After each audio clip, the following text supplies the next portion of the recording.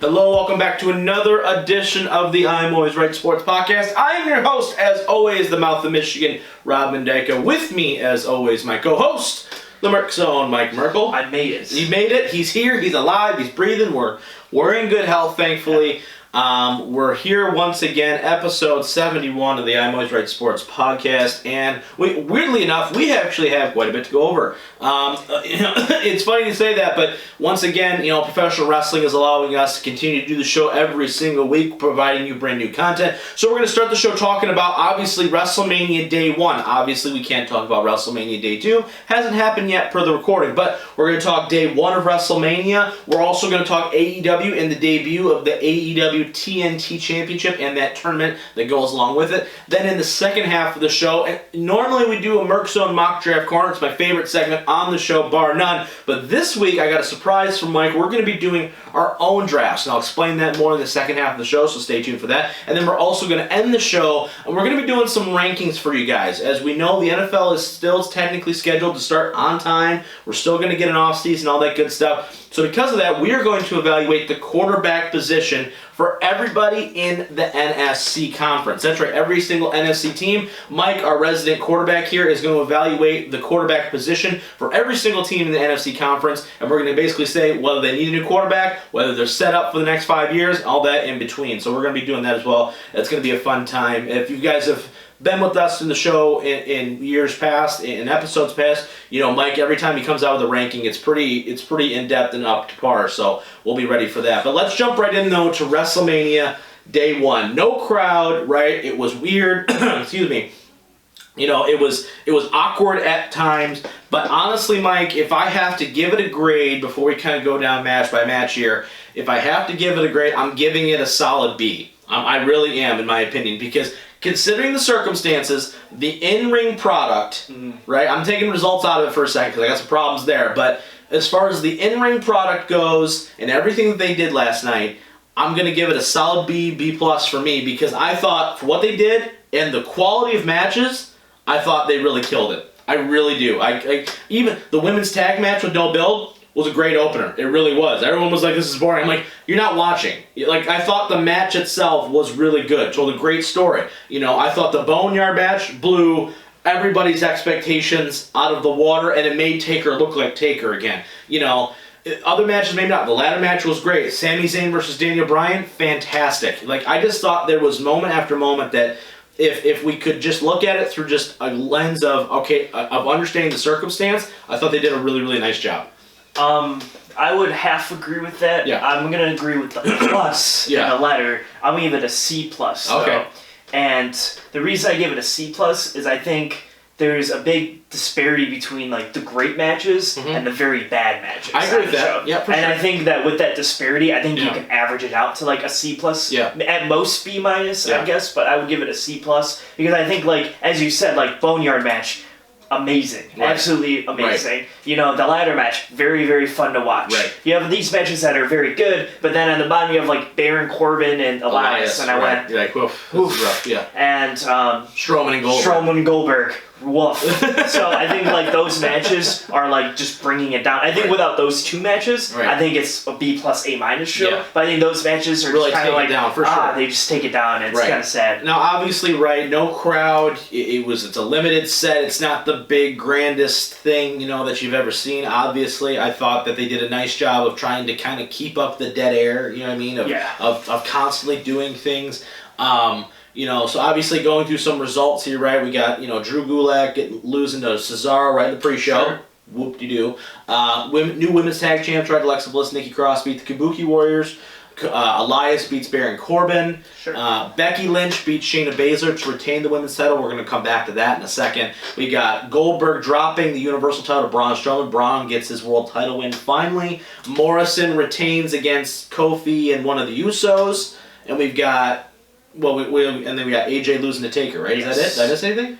And Sami Zayn retain the Intercontinental Championship, right? So, obviously, if you haven't heard spoilers, at that point, if you're watching WrestleMania, you watched it live, let's be real. But I do want to come back to just a couple matches here, because I agree with you. I think Elias, Baron Corbin, it is what it is, right? I just felt like they're just trying to get them on the show for whatever reason. I feel like that's a trend that we've fallen into the past maybe 5 to 6 years at Mania, where it just feels like we got to get everybody on the show, regardless of what there is. Just everyone's got to be on it for one reason or another.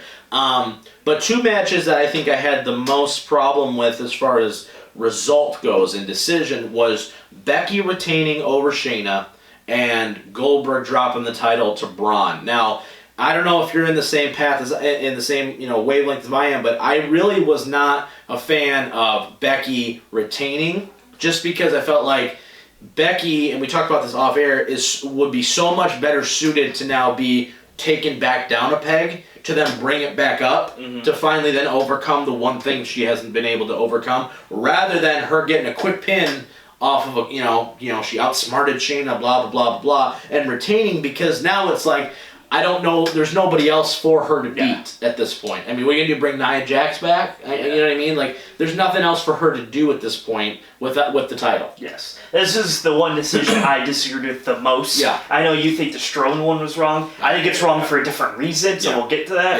Yeah. But this Becky one, I think, was wrong in just all the wrong parts. Yeah. Because I think with Becky winning, now there's no one, and there's WWE logic where they'll just put someone there. Shayna's gonna get a rematch. Shayna will get a rematch, or someone will come it'll be weird. It'll be like, oh, this person's like Lacey Evans is in the match now for whatever reason, and they'll just make it happen, and for no reason. But for actual reasons why would Shayna ever get a rematch? Right. Because she lost. Right, exactly. Like, Becky beat her straight up. It wasn't like, I pulled the tights, or hey, foot on the ring. It's like, I just pinned you for a 3 count. Right. So there's no reason why Shayna should get another match. Right. And she's held the title for a year, so she's been going through the whole Raw roster now for an entire year. Yep. So now, who's challenging her? Like, if Shayna wins, it humbles Becky a little bit, and now Becky can be like, okay, give me 2 months to train while they might go on some hiatus, I guess. Right. Give me 2 months to train, and when we come back, I'm going to challenge you and beat you at SummerSlam, example, or whatever. Right. Yeah. So I think that you have, an avenue there. I don't see an avenue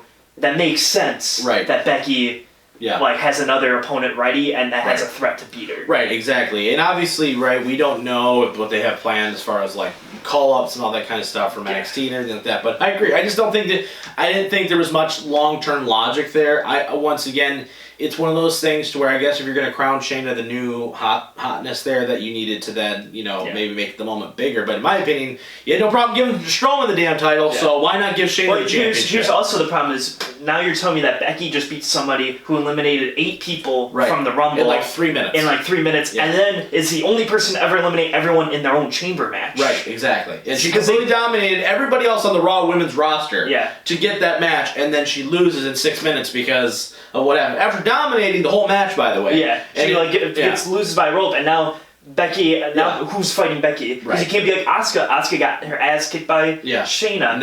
Literally everyone got their ass kicked by Shayna, and then Shayna lost to Becky. What's going to end up happening is Shayna's just going to keep attacking her, and then she's going to be like, you want to know that, blah, blah, blah, and we're going to see it. That's what's going to happen. But point being is that using the logic that they've told us that no guaranteed rematches, this, that, and the other thing, but we're going to get the rematch. Yeah, we're going to get a rematch, and she's going to win the rematch. Now, I want to talk about Braun Strowman becoming Universal Champion, too. I have a myriad of problems with it. Not that I was pro Goldberg winning the title. Clearly, we talked about that in a previous episode. Yeah, we were all very negative on that. But with that being said, because of the current climate of what's going on in the world today, the fact that there was no build, that the creative way they were going to get Braun in the match was, hey, by the way, Braun's in the match now, and the fact that it was very evident by this decision to give Braun Strowman the title that you did not have another plan. There was okay, Goldberg's going to be champion from Super Showdown to Mania. That was the plan. Reigns is going to beat him. Done. We're good. And then when Reigns pulls out and you go, oh crap, what do we do? There was nothing else. There was nothing else that they threw at it. They just went, screw it. Let's just put a big guy in there who could potentially be believable to beat him. And that's where they went. No build, the fact that Strowman is not what Strowman was 2 years ago as far as over, right? And 3, quite frankly, I don't find Braun Strowman entertaining. I don't think his matches are something that are must-see TV. I don't think that he is a behemoth monster anymore either, quite frankly. I mean, he lost to Sami Zayn a month ago. I mean, I know it was in a 3-1 handicap match, I get that. But the point being is that he lost clean. in the middle of the ring. He's been beaten by Brock in 5 seconds. He's been beaten by Roman. He's beaten by Seth. He's been beaten by every other big top star in the company. And yet he beats Goldberg in 3 minutes, which I understand, and now he's champion, and now I just gotta wait till the next pay-per-view before Reigns takes it from him. You know what I mean? It was just like, the Universal title means so little that it's just like, screw it. Here you go. Yeah. Take it and run.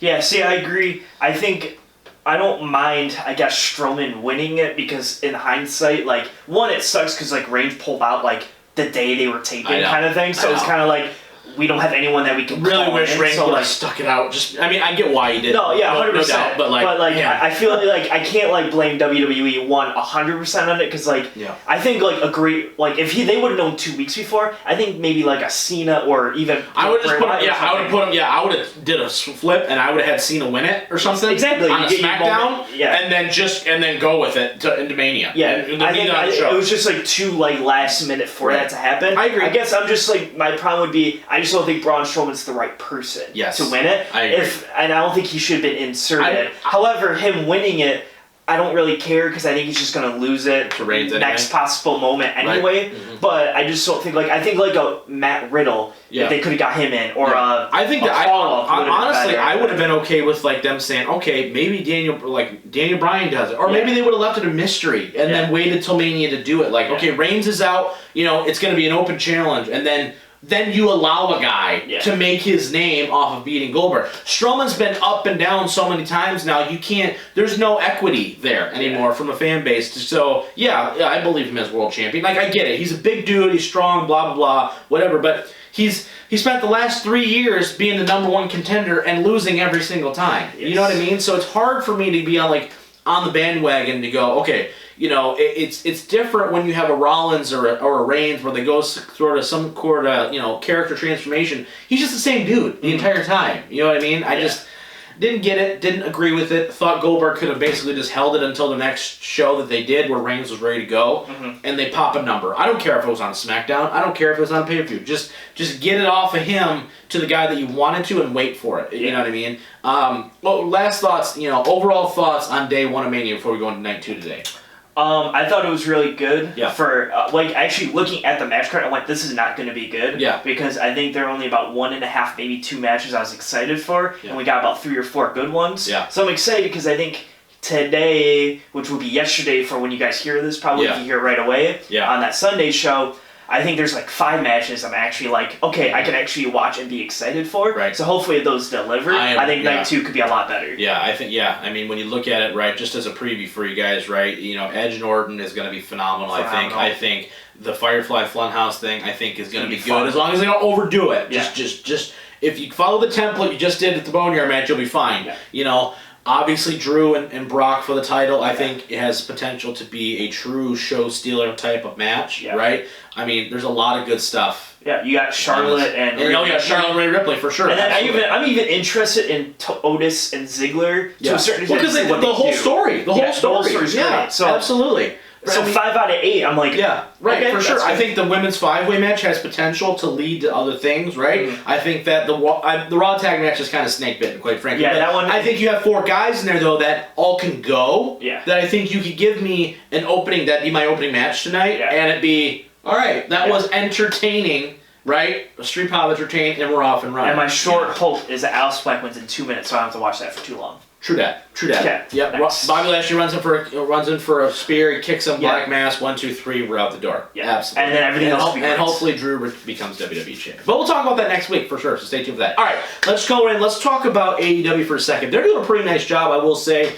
on this whole empty crowd thing. I think they've been doing a nice job of trying to keep it somewhat entertaining. They're not going back to old stuff. The Jericho stuff, him and Matt Hardy has been super entertaining. The Release the Hounds killed me last week. Absolutely killed me. But that's not what I want to talk about. What I want to talk about is that AEW has a secondary championship about being established. We've only been clamoring for it, I don't know, since a month into the show. AEW TNT Championship. First thing, what about the name? The name's fine. Do you wish they would have called it the TV title? Yes. Yeah. However, if they're going to be on TNT for 3.5 years now, because they have it signed through 2022 or whatever, as long as you can keep it that name for a long time, I'm fine with it. Like, what if they get moved to TBS? Does it just does the N and the T just get changed to a B and an S? Maybe, I don't know. They just whatever network they're on. Yeah, maybe. I want them to go to like Paramount, the Paramount champion. That would be. Yeah. But okay, so we got a tournament right going in. You got Cody and Darby Allin, Sammy Guevara, Lance Archer, Colt Cabana, Kip Sabian. Dustin Rhodes, there we go. That was the last one I was missing, right? So you got a lot of guys in there, right? It's looking like it's going to wind up being a Cody Lance Archer thing, but I don't want to talk about who's going to win and any of that stuff. I want to talk about, for you, was this the title that you wanted to see? We've been talking about before where there was rumors of a 6-man tag titles, right? Mm-hmm. Which, with the amount of different groups they were doing, you got the Death Triangle now, you got the Elite, you got the Dark Order, you've got, this, that, and everything else. It was like, man, maybe that might be where they're going, but they kind of pull a U-turn on us and go with a singles title. I'm not mad about it, but your thoughts on what would you have rather seen, a 6-man or a TV title? It's hard because I think you could get more people involved in the 6-man. Yeah. Because I think, imagine that last Revolution show we had, if we had the 6-mans. Oh because if Cody and MJF was for this TNT championship, hypothetically, it would have been almost the same thing. Right. But you just add another match, but you get the Lucha Bros and Pac versus Luchasaurus and whoever in a 6-man match, just one more match added to that. I think the singles stuff that they're doing with their storylines, Jericho, Matt Hardy, I don't think you need a championship for. No, right. Some of the single stuff, I don't think you need that championship for. Right. I think the bigger team dynamic stuff, you need it. Mm-hmm. So I think I would have maybe preferred at this moment a 6-man title because you're building for it, and I think Brody Lee with the Dark Order, you can give it to them and just run with that and stuff. I think that would have been more fun, but I like the singles mid-card title. I think the reason why they went with the singles is just because I think they need something for TV every week. Yes. And if they're going to defend that title every single week, like the NWA is doing with the television title right now, which big shout out to them. I'm really loving their product right now too. But if that's the plan, is they're just going to go and they're going to say, okay, here we go, this is what we're doing, I'm totally cool with it. If I get a title match every week, I'm cool. Well, it's cool because I think with this taping too, you can tape 3 of those matches and have them back to back. So you can have Cody versus Kenny, Cody versus this guy, Cody versus this guy, and just have them go the 3 weeks in a row. You don't have to have them there every single week, and now you have great matches every single week. Exactly. Yeah, I think you're really, really, really trying to kind of fortify your singles. I think why they're holding out. I still think maybe a 6-man title's coming. I do too. Are you worried at all that they're almost kind of following the Ring of Honor template just a little bit though? Because Ring of Honor, now I know they're bringing back the pure title at some point, right? But right now they have the world title, the TV title, tags, and the 6-man, right? Yeah. Are you worried at all that there's any kind of all right, well, this is just the same? No, and my only difference between that is I think AEW has more just people. Yeah. And not even maybe people, just big name guys. Yeah. Who, you have to give something for Cody and MJF and Jericho and Hart. You have so many. I think especially right now in Ring of Honor, you have your depth is rough. Roosh, Villain Enterprises. Yeah. Right. Yeah. You know what I mean? So you're kind of pushing. So now with all those titles, they're when the Elite were in Ring of Honor, I'm you have enough titles to do all this stuff, but now you're kind of pushing for it. Now bringing another one in. I don't think AEW is going to have a problem with having that depth of people, so I'm not worried too much about that. Okay, just a thought, right? Obviously, especially if they get this thing going with maybe New Japan or something, and they could get something going there. I'm hoping that Ring of Honor can, with Marty now doing stuff. You got the NWA in here back again. Yeah. They're doing some cross promotional stuff. I know that there've been talks with New Japan again. If that's we were going to see the World show, we were going to go to that in May, but obviously that got canceled. But lots of different possibilities there for them. But as far as AEW goes, I'm really happy that they're bringing another championship. I think they need another championship. I think they needed a little bit something else just to kind of go, okay, it's not where I don't need a world title match every single week, right? And because you're not running a monthly pay-per-view, you need something to go, oh man, we're going to see Cody versus, blah, blah, blah for the title tonight. That's my main event. Oh crap, that's a big match, you know what I mean? Or, well, I get Pentagon versus Cody, and then Pentagon went, okay, now I got Phoenix versus Pentagon. You got all, and you don't need a storyline to deliver a great individual match, you know what I mean? Where it's just this match, it's all about TV title, that's all it's about. That's all it's about is this TNT championship. There's no personal thing going here. While you're building a personal rivalry, in between you get good content. I would almost like it if they use this TNT as like it's only defended almost on TNT. Yeah. Because I think if you bring in 6-mans, I think those like 2-3 championship matches are fine if you fill the rest with good storyline. Yeah. I don't really think you need that title expanding onto pay-per-view as much. Right. It'd be cool if that's just a weekly thing that everyone got accustomed to. For sure. Really want to see the design. We haven't seen the design yet. I'm really excited for that. So hopefully Double or Nothing. Yeah, hopefully their pay-per-view doesn't get delayed because that'll be a bummer. But maybe hopefully it should just be an empty arena. There you go. Fine. I don't care. Whatever you got it. Whatever you got it. Their empty arena is great. So yeah, I think they do a nice job of it. Yeah, for sure. Absolutely. All right.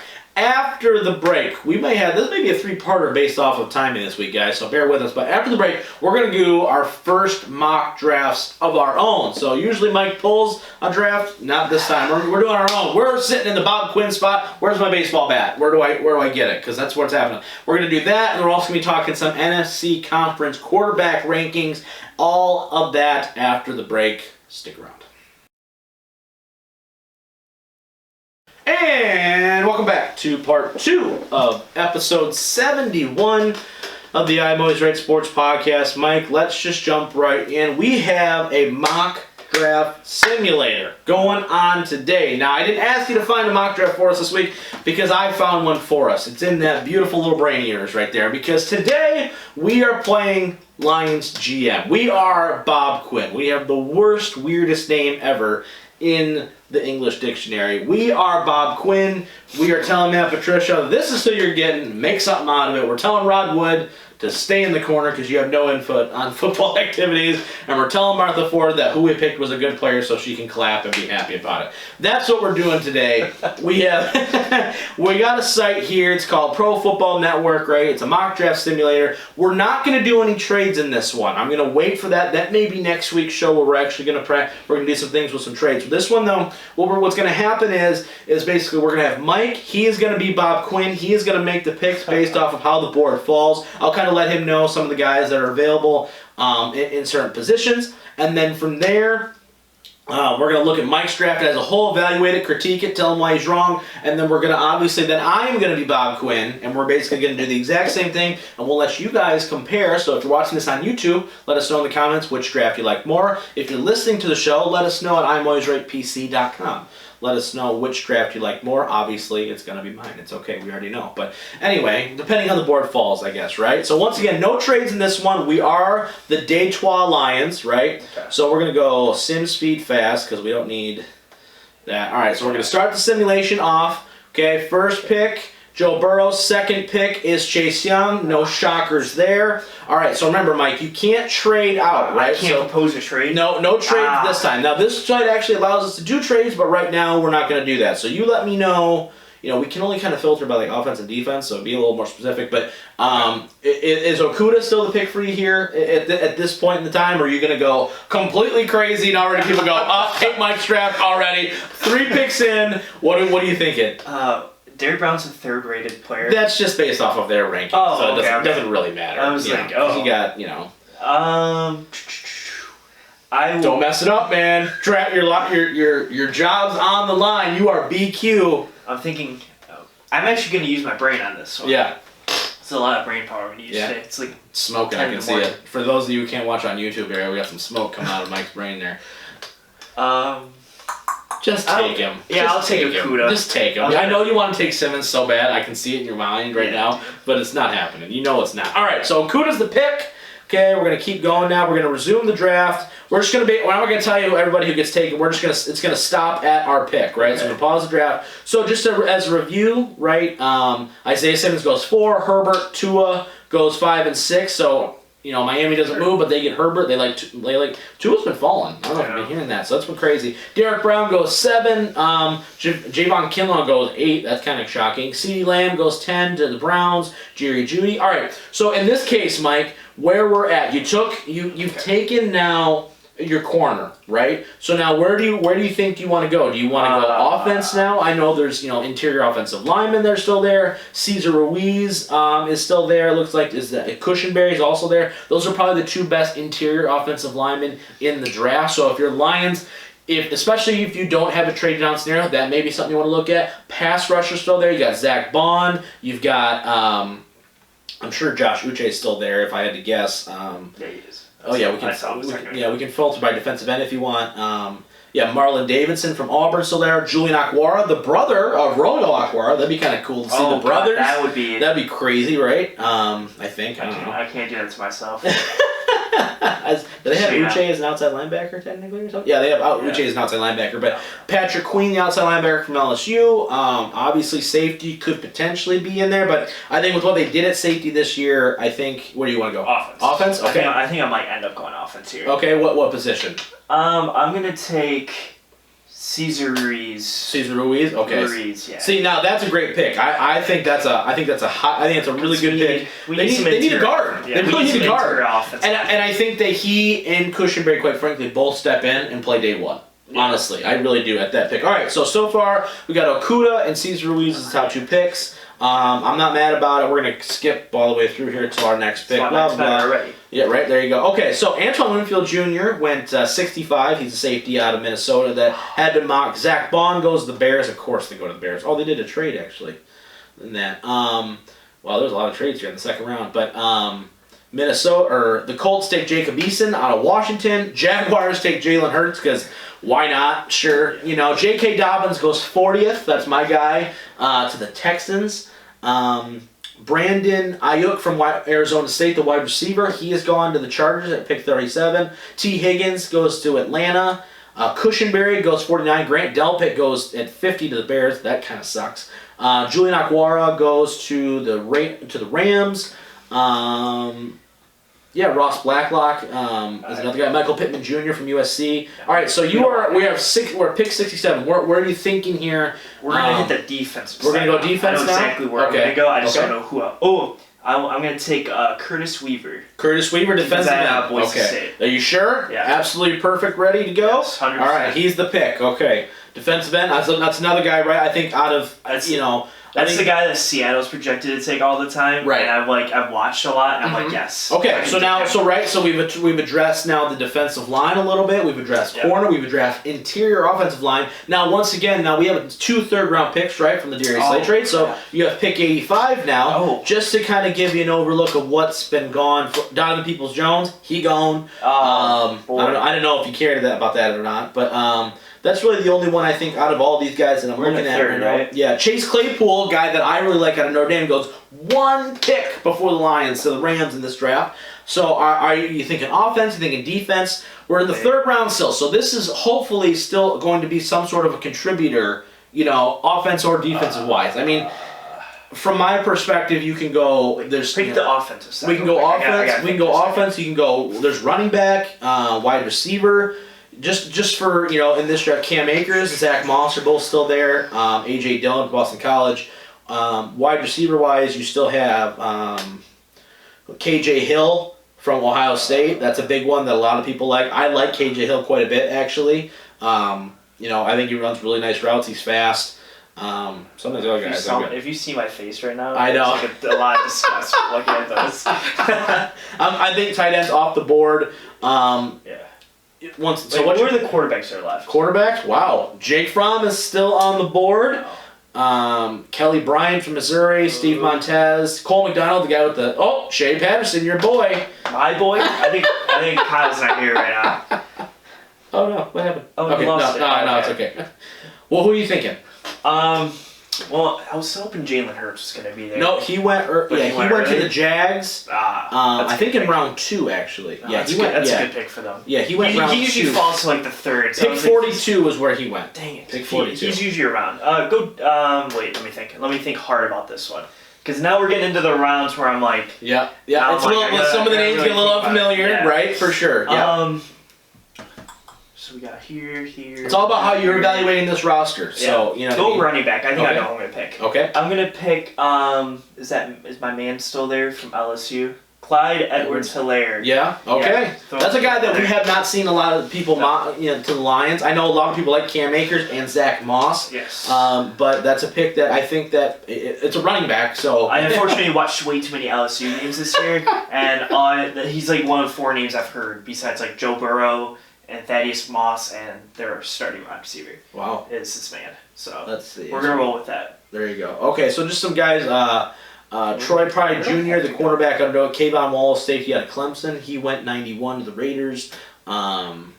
Nobody else really that is like, oh my gosh, crazy. Okay, so this is round 4, pick 109. Yes. You went offense there. Do you stay on the offensive side? I have to stay on the offensive side. Okay. It's like I have to at this point. Okay. Go. We're gonna get an offensive lineman, I think, in this one. Okay. I have a small plan here. It's not a big plan. Yeah, but sure. to save my career plan here. Okay. Tackle, guard. I don't think you really need to go center necessarily. No, I'm gonna go guard. Okay. Solomon Kinley. Okay. Well, I'm gonna take him with my 4th round. 4th pick. Wow, you're going crazy, man. I've heard a couple mock drafts. This is obviously not where some other people have gone, but that doesn't necessarily mean you're wrong. Just Jake Fromm goes pick 135 to the Pittsburgh Steelers. He was still on Lakey Fotu, defensive tackle out of Utah. That's a guy that a lot of people like. That's to kind of fill that nose tackle spot when Danny Shelton kind of gets, and maybe isn't here for the long term. Let's see anybody else that's on here that people maybe AJ Dillon, the running back, but we already took a running back, so. Yeah. All right, so now we are in round 5. KJ Hill, if you were looking wide receiver, went 147 to Ohio State. So I don't know if you're on that train or not, but nonetheless. We're going to hit the defensive side now. Okay. And we're actually going to go to defensive tackles. Defensive tackle? And we're going to take, I guess, the best one available, so we're going to take Darian Daniels out of Nebraska. Out of Nebraska. I don't really know about him, but he's the highest rated defensive tackle at this point. He's probably he's the highest on my board that's left. Yeah. And I feel like we need a defensive tackle. Okay. So we took an edge rusher in the we can look at some positives, negatives. Negatives are must develop more moves with his hands to disengage from blockers quicker. Despite flashes of athleticism, won't cover a lot of area on the field. Not a top pass rusher. Positives, displayed dominance in the middle of the defensive line. Terrific first step quickness. Fires through the gaps behind the line of scrimmage and slides laterally to get outside the box and front of the run. That's exactly what I want. There you go. So there you go. So a guy that I know a lot of Lions fans like was that Lakey Fotu out of Utah. He's an defensive tackle. Kind of fits that spot like I was saying, but I think you're finding a guy that I think also does the same thing. So it may not be a terrible pick. All right, round 5 is done. Now we're going to wait it out. Okay, we have 2 5th round picks, obviously because of the Darius Slade thing, Okay. We got it. So now where are we going? So overall, the best player on the board, according to this website, is Kevin Dodson, guard out of Louisiana. I'm guessing you're not going another guard. What are you thinking? I know exactly where I'm going. Let's take, if Kyle's listening, he might cry a little. Go all, because he was right there. Lavert Hill? Lavert Hill. Wow, corner really? Michigan. Oh boy, I don't know if I can do that. The guy, cornerback with no hands. Nope. That was a pick straight for Kyle. We need to time this one. All right, round 6. So just as a review, right, you've addressed a lot of needs, right? We've addressed cornerback, we've addressed running back, we've addressed interior offensive line, the pass rusher, defensive tackle, and now I remember too, right, I'm guessing that there's probably going to need to be a punter in one of these next couple picks. I was going to go punter here. Because just based off the fact there's not a punter left. No, I would think probably the 2 that are most likely. I know Tyler Bass and I think Braden Mann. I think are the 2 that I think that are most likely to go to us in particular. Or not Bass, I'm sorry, but Braden Mann for sure. Is it Turk? We're gonna take that man. Yeah, Braden Mann. Yeah, I think he's the guy that a lot of people have going to us in some sort of shape or form. So, all right, so we take a punter from Texas A&M, 6th round pick, and then our last pick of the draft. Obviously it takes a little bit longer because so last pick of the draft we have pick 235 Michael Merkel. Right. So now what is your if you're Bob Quinn, right? What is your logic in these lace cuts? I mean, round 6 you're getting a punter. He's going to be your punter, more likely, right? But 6, 7. Are you just trying to find a guy you're just like, man, we can develop, he can be special teams and be like bottom of the roster this year, and then hopefully he's got enough athletic traits to be like, wow, you know what I mean? I mean, that's my goal. Yeah. And, is there a guy specifically, like you want to take like the best wide receiver? Yeah, I'm just going to take Juwan. Is there anybody else on here that you think is... Oh, hold on. We have Michigan State guys, so we're good. Let's take Cody White, wide receiver out of Michigan State. All right. Because I watched a Michigan State game this year. There you go. You watched a Michigan State. Okay, so just as review here, we've got, I'm going to actually copy this so I have this later. So when you see this on YouTube, you'll be able to actually see Mike's draft in entirety. because we want to be able to save that, just so we can say. And obviously, right, there's, like I said, no trades in this one, right? So you know what we need? We need to do this in 2 weeks when Kyle can be here. Oh jeez, why? So he takes Shea Patterson, 3rd overall? Mm-hmm. Jerk. All right, so just as a review, we got Jeff Okuda, number 3, Cesar Ruiz, center/guard out of Michigan, Curtis Weaver, defensive end out of Boise State in the 3rd round, Clyde Edwards-Helaire, the running back out of LSU with the other 3rd round pick, Solomon Kinley, the guard out of Georgia, Darian Daniels, defensive tackle out of Nebraska, Lavert Hill, cornerback out of Michigan, Braden Mann, punter out of Texas A&M, and Cody White, wide receiver out of Michigan State. How you feeling? You're Bob Quinn at the end, you're at that press conference, and they're like, what the hell are you doing? Are you going, no, screw you, those are great picks? Or you're like, nah, I totally choked. No, I go up there and I said, that's a Michigan alma mater if I've ever seen Yeah, there you go. That's exactly it. All right, cool. That's people out of the state of Michigan. For sure, absolutely. Okay, so now that was Mike's draft, right? Yeah. We are now going to do, we're going to do the exact same thing again, guys, but this time we're going to go with yours truly as starting this out, and we're just going to basically see what the heck happens. Hopefully the board falls as well as it did for you the first couple picks, because you get some, like Cesar Ruiz, I love in the 2nd round. If they land, especially if there's no trades here. All right, so let's see. All right, so same thing as normal, right? First 2 picks, Burrow, Chase Young. I'm on the Okuda train. I think it needs to happen. With everything they did in the draft, I think it's going to happen. So we're going to say Okuda's, so nothing changes there. Let's see. All right, so let's see here. What do we got? Cesar Ruiz is still on the board. That's fantastic. That's good stuff. Okay. With that being said, right, I like Cesar Ruiz a lot. I like Lloyd Cushenberry. I think a lot of people think Cushenberry is going to wind up being a center. But at the same time, man, they really need interior offensive linemen, like, desperately. But it also is like, okay, let me look at the defensive ends. No, I'm going to go offense. I'm going to be boring and copy your picks, but I also really liked your picks. So we're going to go Cesar Ruiz in round 2 as well. We're just basically going to see how this happens. Cushenberry goes later in the first. Xavier McKinney, safety out of Alabama, goes 1 pick 4. Jalen Hurts goes to the Packers in this one at pick 62 for some weird reason. Perfectly fine for them. Right. Works for them. Jacob Eason goes to the Steelers at 49. Cushenberry goes 48 to the Jets. Patrick Queen, the outside linebacker from LSU, he goes to the Texans. Zach Bond goes to the Tampa Bay Buccaneers. T. Higgins goes 42. Josh Uche goes 1 pick after us. That sucks. I was really hoping it's going to be in the 3rd. He goes to the Giants at 36. So, with that being said, though, we have a third round pick. You have 2 third round I have 2 third-round picks, and I'm not going to lie, J.K. Dobbins is staring me in the face right now, but I got to evaluate what's left on the defensive end side here. It's not looking super great. I think your guy was gone that you took from Boise State. I think he's gone. I don't know exactly where he went, but I think he's gone. Yeah, Curtis Weaver went 38 to. So you got a pretty nice value pick there.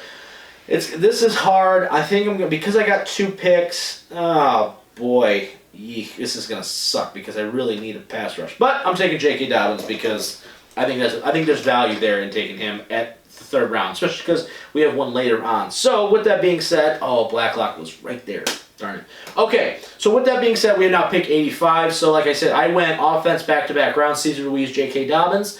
Now with the 85th pick, I think we have to go defense here. Oh boy, this is where stuff gets stupid and it's gonna make me upset. Should just made you do this so I could just make fun of you and then have to do it myself.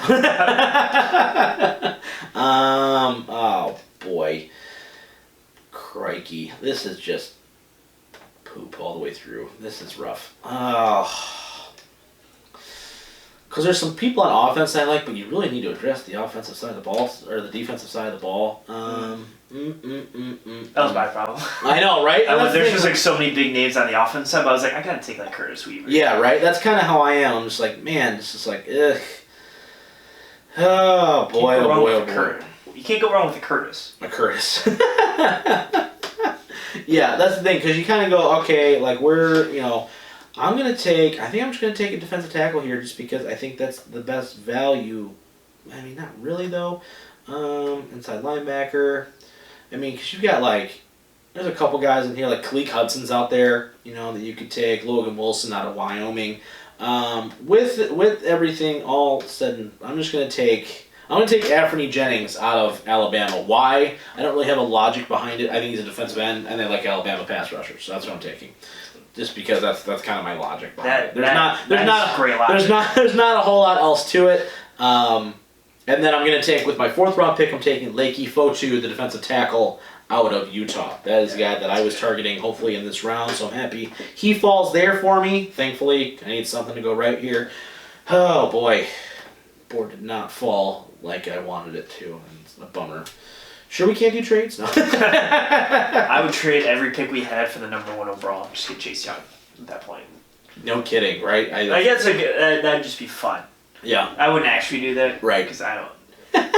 You're like, well, I don't really want to do that, but I could. I would do it for Isaiah. Now for Isaiah Simmons, we're talking different stories. Really? No. No, I was going to say, geez. No, I'm just taking it at 3. I would trade up if we could get it for sure. All right, round 5. This is kind of where we get into nut cutting time just a little bit. You know what I mean? This is where you're kind of like, all right. That's why you take Lavert Hill in the 5th round, because it's just a lot of fun. I think, honestly, Darian Daniels is still there. The guy that you took a little bit earlier in the round, just a couple, I think a round before I did. Thaddeus Moss being there still, that's like a hard guy for me to pass up almost, just because it's a big dude, but the tight end room is just so stacked. Oh boy. This isn't fun. I don't like this anymore. I'm already over it. I'm like, man, this isn't. We already took, let's see. Let me see what are we looking at for safeties here? As you can tell, Rob's struggling a lot more than I was, so I think mine's already better. I don't know, man. There's a couple pictures I'm just like, I don't know. But the Lions always seem to take, like, guys that you just go, who the hell is this? So it's like, you just kind of have to, like, be like fingers crossed almost, honestly, about it. I'm going to take... The hardest one that the Lions have done in a long time was at Tavai. Right. I was at work, and someone was like, they took Jelani Tavai. I went, who? Yeah. Like, literally was like, what's his name? Right. Tavai? Right, yeah. I was like, anyone you could have took, you took Tavai. Yeah. Turns out not to be awful long. Yeah, right? And that's the thing where everyone goes, who the heck is that? So you just kind of go, all right, I guess. We live with that, I guess. Yeah, exactly. That's kind of my logic behind it, too. I am going to take Dane Jackson, cornerback out of Pittsburgh. With my 5th defensive back depth? Defensive back depth. He doesn't do great in press coverage, but he's a man-to-man corner. He's a press corner, they said, who's probably going to want to be in a nickel. So if I look at that, I go, okay, fine. All right, 2nd pick in the 5th round. Just as an overview, right, the quarterback position, not a lot there. So if you guys want, Shea Patterson is still there. Oh, I don't know how you're passing up on that. Did you see his combine? Very. He only missed the guy by 15 yards. You're so bad. Not that bad. It's so bad. Oh boy! All right, I'm gonna take James Prochet. I think that's how you pronounce his name. The wide receiver out of SMU. Incredibly prolific receiver. Plays tremendous quickness, balance, and body. He has size and speed limitations, but I'm just gonna. Size and... Okay, that's good. Yeah, right. But gets vertical, comes up. There you go. But his junior year, he led all major receiving categories with 93 receptions, 1,200 yards receiving, 12 touchdowns. Topped the conference with 111 receptions and 15 touchdowns as a senior. So I think he had a project. I think at this point I'm in round 5, right? I don't look at him and say, okay, he's going to start right away. You know what I mean? Some of the other wide receivers that I was hoping were going to fall didn't the way I wanted it to. Yeah. So because of that, you're kind of limited. You know what I mean? Yeah. I'm also going to take in the 6th round Braden Mann, the punter out of Texas A&M. I think that's the guy they're going to wind up taking, quite frankly. And then round 7, I wish we had like the Kentley Raz scores. You know what I'm talking about? Because like the relative athletic scores, where their combine is just bananas. So I'm going to take wide receiver Juwan Johnson. Does he run fast? I don't know. It doesn't tell me. Darn it. But I'm going to take him anyway just because he's the best wide receiver on the board, so that's what I'm taking. That's Juwan Johnson, man. There we go. All right, so my draft, Jeff Okudah, Cesar Ruiz, J.K. Dobbins, Anthony Jennings, Lakey Fotu, Dane Jackson, James Prochet, Braden Mann, and then Juwan Johnson. That's who I took in my draft. Could have been better, not gonna lie. So next week we're probably gonna do some trades. I think we're gonna be able to see. We're not gonna focus too much on the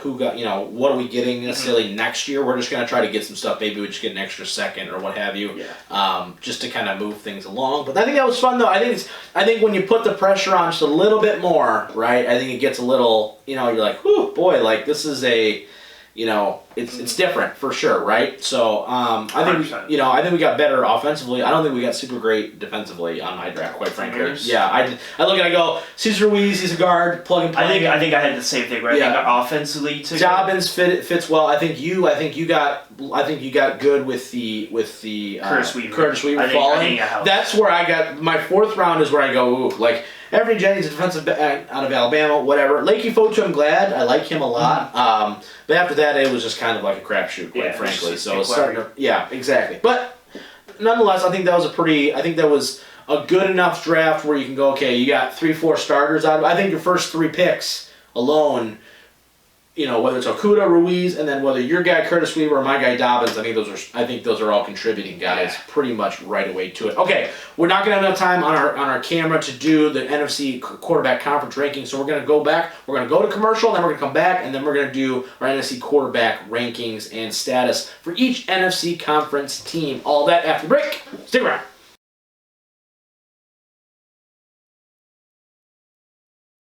And welcome back to a special Part 3 episode of the I'm Always Right Sports Podcast. Mike, let's just jump right into it. It's been a long show. We did a lot of great work out here, but let's just jump right in.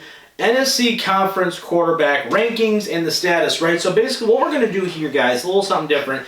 We're not only going to rank and say, okay, who's got, what we're going to say is basically the status of the quarterback position at each individual team for the NFC. Next week we'll do the AFC. So basically, for an example, right, let's start off with an easy one, Mike. Let's start off with the Philadelphia Eagles, right? Carson Wentz, right? He's their starting quarterback. In your opinion, are they set at the quarterback position? Is that something they need to look into in the next couple years, whether it's this draft, next year, or whatever? Or do they have their guy? Where do you put Wentz overall in your rankings? I think Wentz is perfectly fine where he's at. I think he's the guy for the next 10 years. Yep. And if I had to rank him in a spot, I think he is probably the second best quarterback in the NFC. In the NFC, okay. Well, and so you think he's the best quarterback in the NFC East then?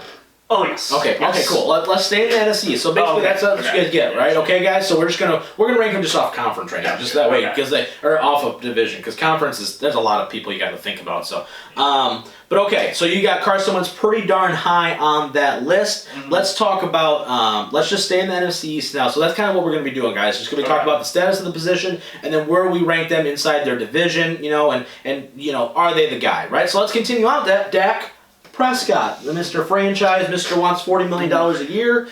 What do the Cowboys have? Is he the guy for them? Like, I mean, if you're Jerry Jones and you're going, yep, he's the guy. Like, there's nobody. I mean, they got Cooper Rush and Clayton Thorson as their backups right now. But are you confident that Dak Prescott, is my quarterback for the next 5 to 7 years? I think Dallas is one of the 3 toughest choices in here. Yeah. Because I think that he can play at the level that you want him to, right. But at the same time, I think that you can find other people that can also play at that level. Yeah. I think because they franchised him this year, so I was if you need him for. He could play for 10 years and be perfectly fine where you're at. You know what I mean? He's not bringing the team down. We'll talk about with some other guys in the NFC. Mm-hmm. But at the same time, I don't think he's bringing you up. Right. So at that point, I guess you would want to move away since he's not really making you better. Mm-hmm. But at the same time, he's not making you worse. So I think he's a placeholder for 2 to 3 years if you can get there. Okay. And then I think you could bring in a perfect guy to bring in there would be actually, not really. If they got Teddy Bridgewater in there, he could do the same thing. Right. So I'm I'm not he's not on the Carson Wentz level. Okay. You know what? And I think that's a fair assessment, right? I think Dallas is a team right now, especially they thought that they had a Super Bowl roster. Right, yes. That defense that they've invested so much money in, they thought they had the line to do it. They have Zeke Elliott, you have, Amari Cooper. You got pieces there, and they didn't get it done. You know what I mean? So it's going to be interesting to see what Dallas does, and obviously we'll follow that quarterback situation as we go. All right, let's go with the young guys now. Daniel Jones, Danny Dimes, for the New York G-Men. Are you confident that they found their guy? Like, he's their guy. They're happy that they took Daniel Jones as high as they did.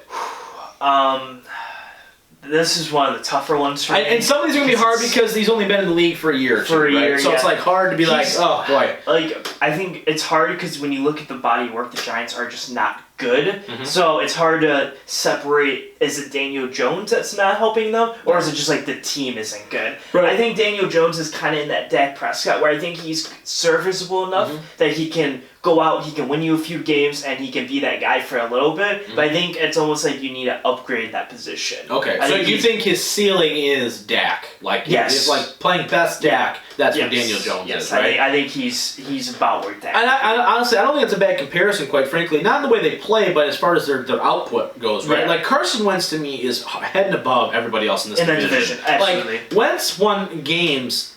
They beat Dallas with 5th and 6th string wide receivers that I'd never heard of before. Yeah. Okay? And it's one of those things where, like, that's impressive. I know the injury history is there, but quite frankly, I mean, he's been playing at a very high level for a while now. So I don't necessarily disagree with that argument. Dwayne Haskins, I think this is the hardest one to pinpoint because you got some people that think Haskins just needs people and just needs it because Washington's terrible, and other people are just like, yeah, he's definitely, like, everyone thought he was the guy, and then they want it. Never mind. I don't think he's the guy. I think you need to. I think if you have a really bad season, I hope that's why they traded for Kyle Allen. I think. Yeah, I think if you have a really bad season, I think like Trevor Lawrence could go there and be their guy or something after this year or something. Yeah. I think they need that kind of guy. I don't think Dwayne Haskins is. Yeah, well, what's crazy is that they traded for Kyle Allen, right? Ron Rivera, they drafted him last year, right? So they traded for Kyle Allen, and then Alex Smith is technically still there for whatever reason, so which is kind of crazy. But yeah, I think Washington, if they take Chase Young in the draft, which everyone kind of expects them to do, then it's like, okay, we got to see some. I think this is one of those things where I think Rivera's going to give him a chance. Yeah. But that leash is going to be about this big. I was going to say, I think this year they're not expected to be good, so I think they'll go with it. Just do what you got to do to try to be good. Mm-hmm. And if he comes out and they're 8-8 because of him, all right, we were wrong. Right. But if they're 4-12 or 3-13 again, then you're like, all right, let's go get Trevor Lawrence or whoever. All right, let's move now to the NFC North. Okay, so just so we're back real quick, we review this, right? So we got Carson Wentz, Dak, Danny Jones, Dwayne Haskins in our NFC rankings, NFC East. Okay, let's go to the NFC North. I think this is one of the. I think this and the NFC South are definitely the two hardest ones to kind of break down, in my opinion. You think so? Yes, I do. Okay. I don't think the NFC West is really that hard to sort out. So I kind of do. Really? I do. Well, because I think there's one really, really good one and 3 below average, in my opinion. But we'll get there. We'll get there in a minute. Anyway, so NFC North, let's just start off with the Chicago Bears. Now, I want to ask you both about Mitch Trubisky and Nick Foles because it's going to be an open competition. So, in your opinion, who starts for Chicago? Here's the thing. I think they both wind up starting because if Nick Foles wins the job, he's going to get hurt 3 weeks in. You know it's coming. So, with that being said, though, both of those guys, let's rank them both. Trubisky's clearly not the guy, right? Yeah. I mean, you're getting Nick Foles, meaning that you're not the guy. Right. Like, they're like, we're going to try to push him to be harder or to be better, and if you're pushing a guy, you have to get another guy to push a guy to be better, you're not the guy. Like, you should just walk in and be like, I'm here. Right. You know what I mean? So I don't think Trubisky's the guy, and I don't think Nick Foles is the guy. Right. So I think this is the one team that 100% needs to go searching. Okay. 100%. Okay, for sure. They need a. Do you think that this year especially, right, this specific season, right? Yeah, right. No kidding. Sure. Do you think that this year, because I think this is who they're going to roll with, right? Is Trubisky or Nick Foles, right? Do you think that this year is a year where it's like Matt Nagy's like, if I don't put this together offensively, I might get fired because that defense has, even though last year they took a step back just because they couldn't have been as good as they were 2 years ago. Do you think that this is one of those things where you're like, man, I really need to put this together because I was hired to be the offensive guy and we can't put up points, and now my defense, which is only allowing 13 points, we're losing 13-10, and I've got some of the best defensive players in the league. Yeah. And we still not get wins. Yeah, this is a tough scenario because I think he actually is very good offensively. Yeah. It's just they just don't have the quarterback play to get him over the hump. For sure. Like, I think that picture against the Packers in week 1 of this past year encapsulates it perfectly. Yeah. Where, the seas are parted and you have the guy wide open in the middle of the end zone and he just doesn't see him and throws it to the guy who's covered by 4 people. I think that's like the perfect picture to encapsulate what Mitch Trubisky is. Right. And I think that you have to move on and get a better guy, or I think he will lose his job if he doesn't get a new guy. Like, he has to find somebody. I think the GM will, too, because he traded up all those picks just to move up one pick. To get Trubisky. And then the Niners will go, I guess we still get the same guy we wanted anyway. Anyway, let's talk about the hometown boy ourselves, Mr. Matthew Niners Stafford. Where are we at with the Detroit Lions? Are you comfortable with our quarterback situation here in Detroit? They signed Chase Daniel, obviously, to be the backup. Mm-hmm. Are you confident that Stafford is still the guy here in Detroit? Or are you like some other people, Mike Valeni and those included, where if Tua's there, they want him to take Tua? Or if Joe Burrow somehow falls, they want him to take Joe Burrow? Or name a guy, anybody but Stafford, clearly they want. So, how are you in that camp? Stafford's tough for me because I think he's kind of in a camp with like a Carson Wentz, and not in the sense. Yeah. I think in the injury sense, where I think that if he plays all 16 games, we're fine. We're fine. Yeah. And I think you can go. Right. Well, this year I think would be an exception because I think if you play all of them, I think they're still like. I still think they're 8-8. Or 7, but the defense is. The defense is awful. Yeah. But I think that if he plays all 16 games, I think you could be 8, 9, 7, 10, and 6 pretty easily. Yeah. However, with his, and I'm not saying his whole career, but his first years and his later 2 years, and it's not going to get any better, as he's missed a lot of games over the last 2 years. Mm-hmm. So just like Carson Wentz, if he keeps missing games and missing games, and if you're 8-2, and then he's out for 6 weeks, and then we're going 8-8. Yeah, we're going 8-8. You know what I mean? Like that's not what you want. I want a guy who's reliable there. Right. So at that point, I think he's in that Carson Wentz where I think he's the second best quarterback, but with the injury concern, like Kirk Cousins doesn't have that injury concern. No, he'll be there to play. Just is he going to be good enough? Right, for sure. So I would agree with that. I think if this year Stafford plays 16 games, I think there's a chance to go 10-6. Yes. I really do. I think they need to, quite frankly. All right, let's talk about Aaron Rodgers, the 95-year-old phenom, the Mr. Look for a Flag. Mr. Look for a Flag. Oh, boy. All right. Oh, man. I can't. Just say it and get it over with. He's definitely the best quarterback in this division. Can we talk about the fact, look at their depth chart, though. Tim Boyle and Manny Wilkins are the backup. They said, we're going to pay you to That was hilarious. Okay. That's awesome. But continue. Yeah, for sure. I think Rodgers has been the best quarterback in the division for 10 years, and it's not really been. It's kind of like right now, like Seattle in their division, where it's just like there's like Rodgers, and then there's like a step, and then it's Stafford, and then another step, and then it's Kirk, and then a big step, and then it's the Chicago Bears quarterback.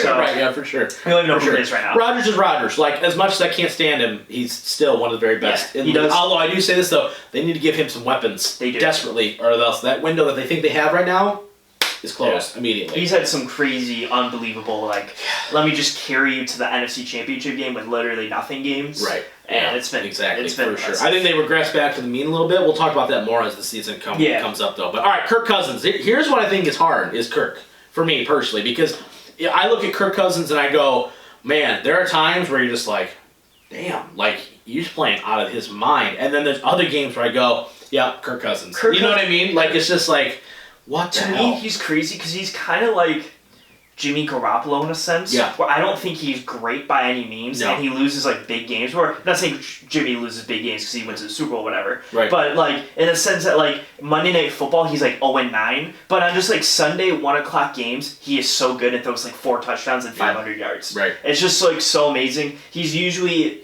their team is usually between 8-8, 10-6, 11-5. Right. Vikings are good.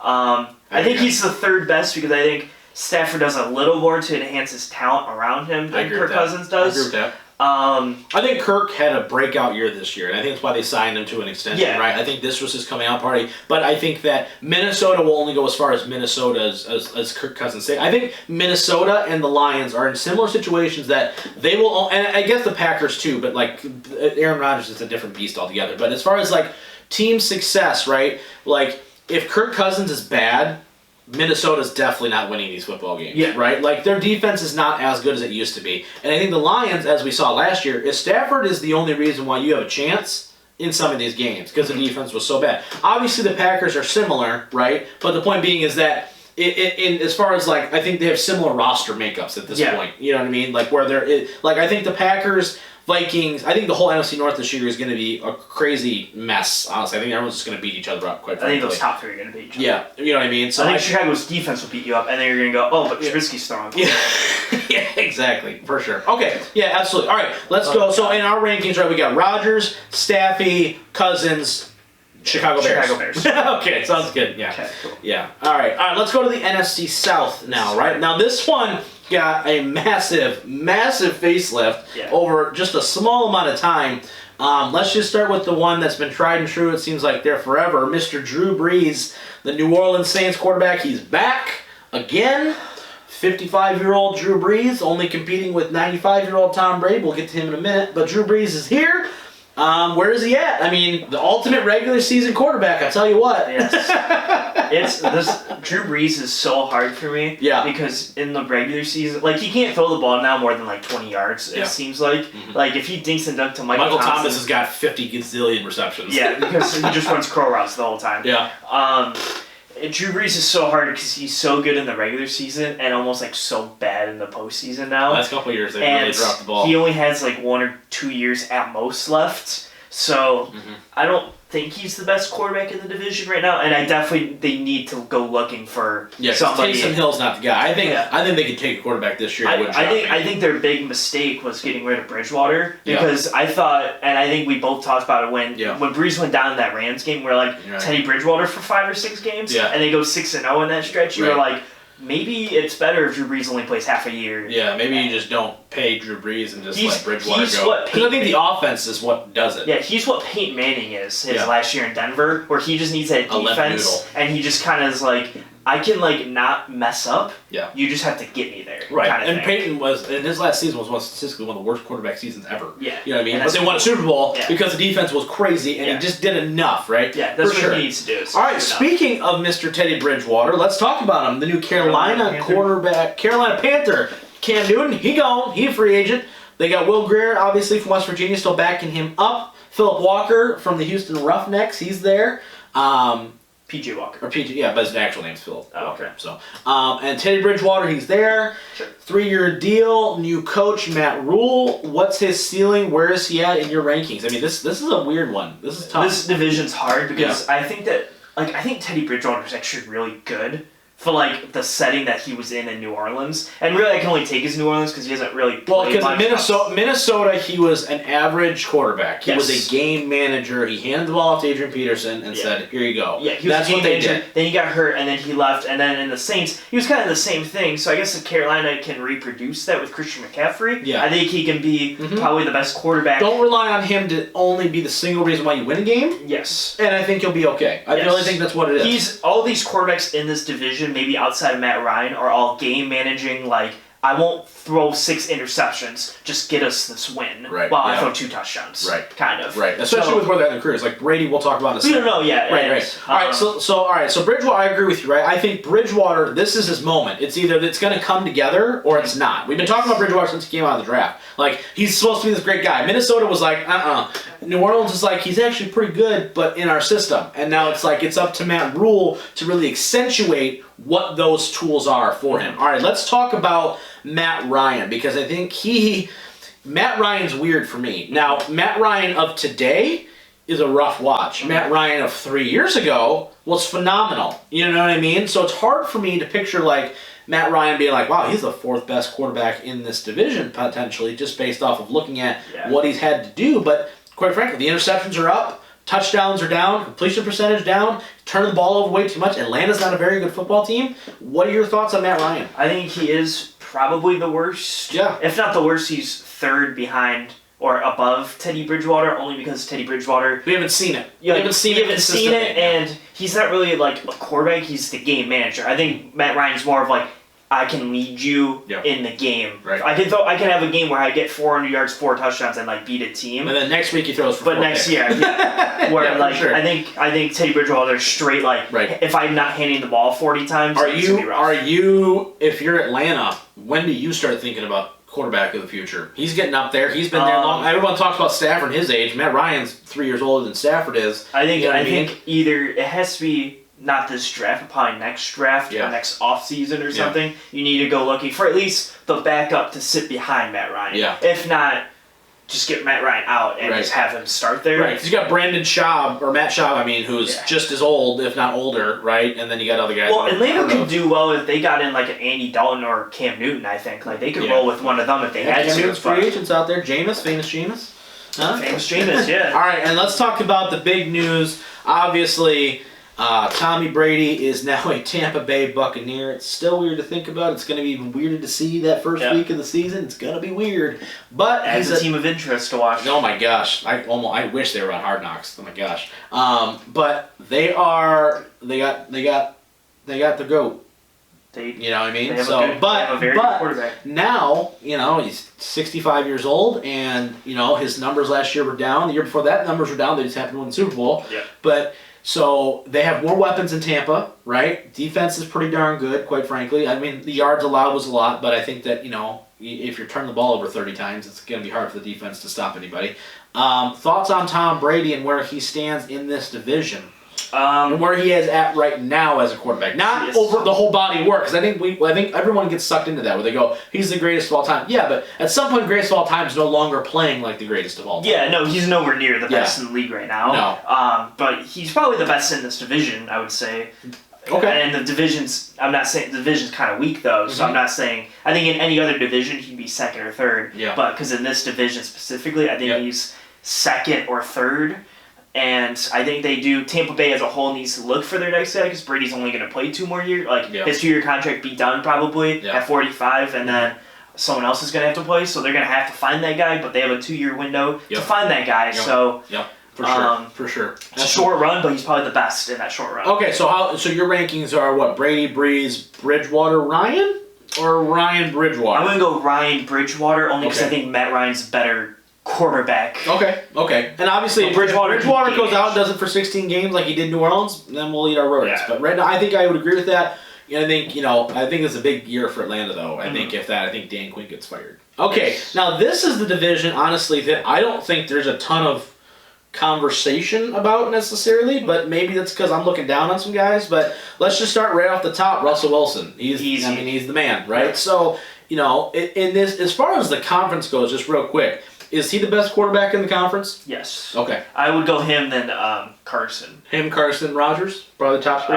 Yes. Okay. Him, Carson, Rodgers. Yeah. Pretty easily, yeah. I probably wouldn't disagree with that, quite frankly. Yeah. And then I think, honestly, probably Tom and Drew right after that. Yeah, probably close. It's actually interesting, though, because I think if Carson would be healthy for a whole year and see what he can do if the team would stay healthy, I think he put up good oodles numbers, like crazy numbers. Because what he can do against guys with 5th and 6th string receivers. Just imagine in the Seattle game in the playoffs if he had like Deshaun Jackson. No kidding. And stuff. Anybody can create any sort of separation. Yeah, he probably beat Seattle, unfortunately. For sure. So I think there's an argument there, but I think Seattle or Russell Wilson's best quarterback. Quarterback. Obviously in the division. All right, let's talk about my number one annoyance, Jimmy Garoppolo. Okay. Where do you have? I know you're higher on him than I am for a multitude of reasons. Yes. Talking about Jimmy G and where you think the Niners are at with him, because there was some talk about maybe the Niners getting rid of Jimmy G to go sign Brady. So obviously I don't know if they're necessarily truly in love with Jimmy. I don't think they're in love with him. I think that it depends on these next couple years. I think he's in a bubble phase right now, where he's in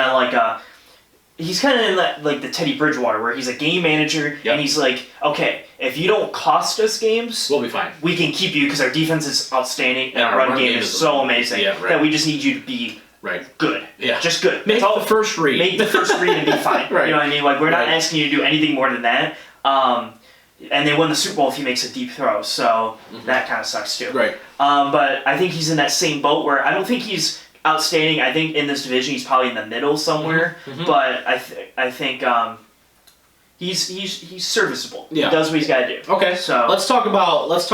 I'm gonna leave Jared for a second. Let's talk about Kyler Murray. Okay. Because I think he's the one. I think this is the one I think me and you disagree on. Okay. I think you're lower on him than I am. Probably. What are your thoughts on where do you have him at? In the division? In the division, you've got a number 2?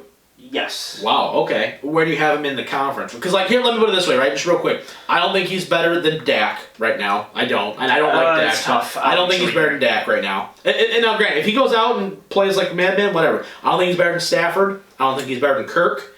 And I don't think he's better than Breeze or Brady. And I don't think he's better than Russ. I think he's maybe better than Kirk. Okay. I can't really disagree with any of the other ones. Yeah. I think Kirk you can argue because you also have to look at like Cousins is hard too, man. Cousins is hard because he's had so many weapons and they're still like an average It's gonna team. be very interesting to see this team. That's what I'm saying. Minnesota's taken because of their calendar. Well, here's the interesting is Arizona. When you look at their team last year, like you got Larry Fitz. After that, you're like he's throwing to nobody, Yeah, and he's playing in probably the toughest. And they won 7-9. That's not a bad time considering what everyone thought they were going to be. Exactly. I'm not saying that he's not good. I'm just saying that I'm looking at it and I go, I'm maybe not as high because I'm like, all right, you're the number one pick. I didn't think he set the world on fire. You know what I mean? No, but I think he had the ability to set the world on fire. For sure. And he's got DeAndre Hopkins now. He's Kenny got Drake is back. He's going to have Kenny Drake for a full season. They're probably going to draft a tackle, right, to help protect him. It's setting up very easily. But I also think he is in the most volatile situation because I think that I don't know if that offense is truly going to work in the NFL. You know what I mean? So that's my only other concern. Like he's kind of like tied to Kingsbury a little bit. That's also a concern. I think that this year's the year where you're gonna see if he's gonna be like if he's more of like a Russell Wilson, Dak or Carson Wentz, like a top tier quarterback, or if he's just gonna be like the Teddy Bridgewater. Because you're gonna give him all these weapons. There's you can't really have an excuse with having D-Hop, Larry Fitzgerald, Christian Kirk, and Kenyon Drake to not be a top 10 offense. With the offense that's designed to push the ball down the field. Yeah. Right, for sure. All right, last but not least, let's talk about Jared Goff, one of the highest paid guys in the league. Led the Rams to a Super Bowl. I say that loosely, the word led, but he did, right? He's under the quote-unquote guru of Sean McVay. He's making oodles of money. What are your thoughts on Goff before we go off air? He is probably the worst quarterback in the division. I would agree with that 100%. Yes. I think he is one of the guys. I think he is the one guy that I think gets credit for his team's success that I don't understand why, I guess is my question. Like, you know what I mean? I just don't understand why looking at the Rams games, I just go, I think there's the pinpoint game of his career was the Chiefs Monday Night Football game where he scored 52 points and he beat Mahomes. And not a lot of people can beat Mahomes. Nope, and you just go, man, that's our guy. That's impressive. And I think that's why he's looked at so higher. But when you look at his overall staff, he's got Brandon Cooks, he had Todd Gurley, you have all these weapons on the offense and your defense, and you have Aaron Donald, all these great defensive guys, and you go 9-7, don't make the playoffs. Right. So I'm like... Right. And because your running game was limited, Yeah. and the offense has become a little bit predictable, where it's like, okay, now we're not putting up the numbers, the interceptions are up, which means you're forcing the ball down the field more than likely because you're pressing. I agree with you. I think he's the worst I say it like this: as a draft. Seattle fan, I look at the Rams and go, I think that's the one team in the NFC West I think you can sweep. Yes, I agree with that 100%. Yeah, and I think if you look at that and you can sweep a team, I'm like, your quarterback is. The Rams are paying for trying to go all in and not winning that Super Bowl. That's what they're paying for right now. Okay, so in this division, we've got Russ. Do you have Jimmy then Kyler or Kyler then Jimmy? Right at this second, I'll have Jimmy then Kyler. But it's the slimmest. But I think I think it goes Russell, a step. Yeah. Them two with Jimmy, then Kyler as very close, half a step. Yeah. And then a whole another step for Goff. For Goff. Okay, well there you go. That is the entire quarterback landscape for the entire NFC conference. Next week we're going to do the AFC, so that's going to be interesting as well. Lots of big names in there, obviously, the big names. Yeah. The 3 big names in the AFC. Yeah, exactly. Like the Phillip Rivers.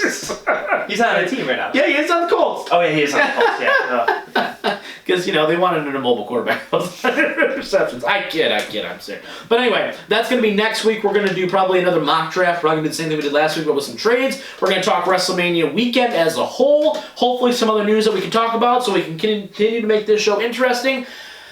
Yeah, we're going to go for it. We're going to make do. But anyway, that's going to be it for this week's episode. We appreciate your support. We appreciate you hanging in there with us for the special 3-part episode. For the Missing Whale Man, for the Merc Zone, on the Mouth of Michigan. And we will see you guys, as always, next time.